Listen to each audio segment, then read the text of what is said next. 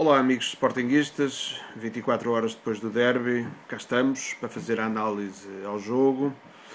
Eu devo dizer que este jogo para mim foi aquilo que eu posso chamar de uma crónica de uma derrota antecipada. De facto confesso aqui que não tinha expectativas nenhumas para o jogo de ontem. Enfim, não sei se sou pessimista, se sou realista, vocês avaliarão, mas a verdade é que não me sentia com muito ânimo para ver o jogo de ontem.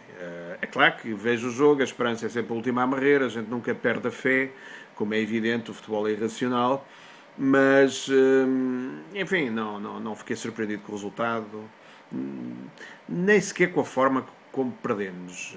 Porquê? Desde logo pelas ausências que foram faladas durante os últimos dias. Quer dizer, reparem uma coisa, um plantel como o nosso, que é limitado, e que é, por um lado, deliberadamente limitado em função dos objetivos desportivos que foram assumidos para esta época, que é ficar em terceiro lugar e ter o acesso ao play-off das Champions, não é? E também por imposições orçamentais dos nossos credores. Portanto, é um plantel com qualidade inferior ao do Benfica. Não tínhamos dúvidas. Isto não faz de nós menos sportinguistas, nem nada com que se pareça. É a altura de pormos esses fantasmas de lado, de identidade. Quer dizer, eu, pelo facto de estar a dizer que temos um plantel pior que o Benfica, não sou menos sportinguista qualquer um de vocês. Nem de vós aqueles que o disseram, ao concordarem. Quer dizer, isto é puro realismo. E sem realismo não há sucesso. Quer dizer, nós não vamos partir para um projeto de sucesso com base numa ilusão, não é? Portanto, neste momento o Benfica tem melhor equipa do que nós. Mas isso não nos cai os parentes da lama por assumir isto. Pelo contrário, até acho que é um sinal de sabedoria. E, portanto, num plantel e numa equipa como a nossa, não é? A ausência destes dois jogadores, que na minha opinião pessoal, são os dois nossos jogadores, são os melhores jogadores que nós temos, os dois nossos melhores jogadores, juntamente com o Montero, quando está em forma, pelo menos são seguramente os dois mais regulares, os dois mais indispensáveis, mais fundamentais.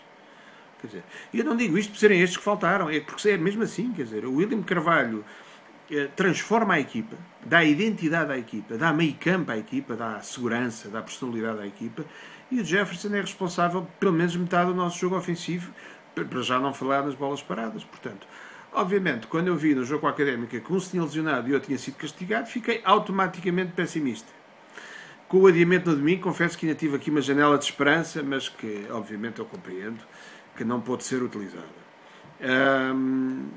E, portanto, quer dizer, perdemos 2-0, podia ter sido 1-0, podia ter sido 3-0, podia ter sido 2-1. Felizmente não fomos goleados. Eu digo isto sem assinto e sem ironia, porque às vezes acontece nestes jogos. E por isso não me surpreende a derrota de ontem. E depois há aqui outro ponto também que é incontornável, que foi o sistema tático que o Leonardo Jardim decidiu utilizar ontem.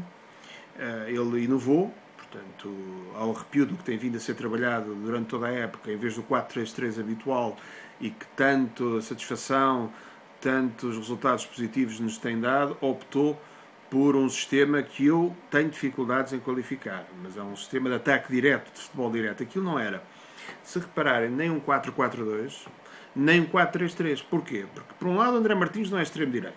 Portanto, faltava ali a correspondência, digamos assim, do lado direito, não é? E, por outro lado, o Montero não é extremo-direito. Portanto, nem jogámos em 4-3-3, nem em 4-4-2. Aquilo foi ali um sistema atípico, que eu tenho dificuldades em definir. Quer dizer, tínhamos o Daira número 6, o Adrian à frente, com o André Martins descaído para o lado direito, depois tínhamos o Eldon muito mais avançado a extremo esquerdo, e depois o Montero, onde se vê que de facto joga de forma confortável, atrás do Slimani. É claro que esse sistema é completamente estranho à equipa. Portanto, se nós já estávamos fragilizados pelas ausências do William e do Jefferson, mais ficámos com este sistema tático. Isso é indiscutível, quer dizer, porque o Sporting não foi construído para jogar em futebol direto. Eu tenho ideia que o único jogo desta época em que o fizemos foi em Aroca, e aí sim, o Estado do Relvado impunham, e de que maneira, e resultou. Mas quer dizer, ontem não era um jogo semelhante ao do Aroca, nada que se pareça. Estamos a jogar um derby, em casa do rival, portanto é um jogo em que temos que ter posse de bola. O argumento que o Leonardo Jardim deu para utilizar este sistema foi o de que era necessário travar o Benfica logo na sua saída da defesa.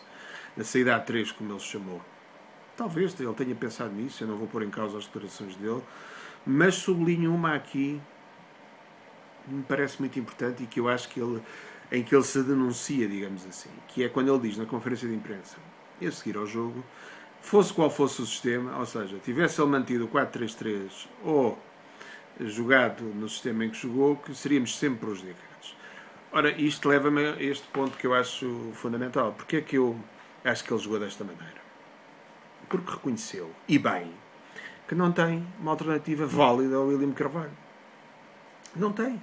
Sobretudo, quer dizer, sai o Rinaldo, não é? E a verdade é que não temos, ou seja, no fundo ele está a dizer que não confia, e eu volto a sublinhar, e bem, no Vítor e no Magrão. Porque não são jogadores com a qualidade do William Carvalho, do Rinaldo, do Adrian e do André Martins. Não são. Não são. E, quer dizer, não há que nos iludirmos. E por isso eu disse, em crónicas anteriores, e para aqueles que tiveram a paciência de as ver, que o setor prioritário para ser reforçado neste mercado de janeiro é justamente o meio-campo. E era a isto que eu me referia. Nós precisamos de um jogador, precisávamos e continuamos a precisar de um jogador que faça a posição 6 e 8.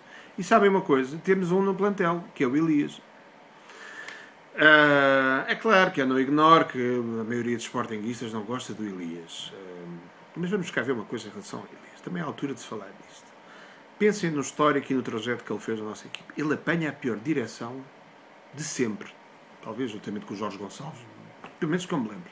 Da minha existência, digamos assim, enquanto sportinguista. Ele apanha essa última direção. Ou seja, uma falta de liderança absoluta. Ele era dos que mais jogava em campo. Claramente. Embora tenha sido impedido de jogar na Liga Europa no primeiro ano que o Domingos. Não é? Depois, quando sai para o Flamengo há cerca de um ano, ele sai no meio do caos. Ele quis fugir daqui. Quer dizer, quando ele vê o barco completamente à deriva, eu acho legítimo, quer dizer, foi para a terra dele, para não sei se ele é do Rio, se não, foi para o Flamengo, para o país dele, quer dizer, nada a criticar, e ainda para mais quando se via que a postura do Godinho era dispensar toda a gente. Mandámos embora o Insua, foi o Elias, depois ainda vendeu o Ricky, quer dizer, era despachar tudo, sem critério nenhum, não é? Portanto, ele vê o barco a afundar-se e vai-se embora, pá, eu acho que ninguém pode criticar. Depois o que é que se segue? É eleito Bruno Carvalho, infelizmente, com a nova direção, e ele vem publicamente exigir os ordenados em atraso e que, caso não lhe fossem pagos, iria para a FIFA. Eu aceito que não é uma postura boa para se iniciar uma relação com a nova direção. Aceito. Mas agora coloco a questão de outra forma. Não terá já ao nosso Presidente lhe dado a lição que ele merecia? Não terá já ele compreendido que a conversa agora é outra? Que agora temos liderança? Não é? Não andou ele desesperado nos últimos dias? Por já estar a ver a hipótese de ir para o Flamengo escapar-se? Quer dizer, eu acho que ele também já aprendeu uma lição. Será que depois desta lição que ele levou, e na minha opinião acho que foi justo, o pai acho que até já voltou para o Brasil, portanto eles já perceberam que neste momento o Sporting não é o que era há um ano. Não sei também o que é que pensa o Leonardo Jardim sobre o Elias, não faço a mínima ideia, também é um dado importante, obviamente, ter em conta a opinião do treinador, mas eu acho que é o tipo de jogador que nos preenchia esta lacuna do meio campo. Mas se não for o Elias, que seja outro, que faça de 6 e de 8. O problema é que já não vai para esta época, se não for o Elias. Eu quando digo Elias é para aproveitar um que já está inscrito, não é? Bom, a verdade é que não reforçámos o meio campo. E quem é que fomos então contratar? Fomos buscar o Eldon, que ontem teve uma estreia muito prometedora. Eu diria que é um Carlos Mané mais experiente. É o típico extremo que o Leonardo Jardim gosta.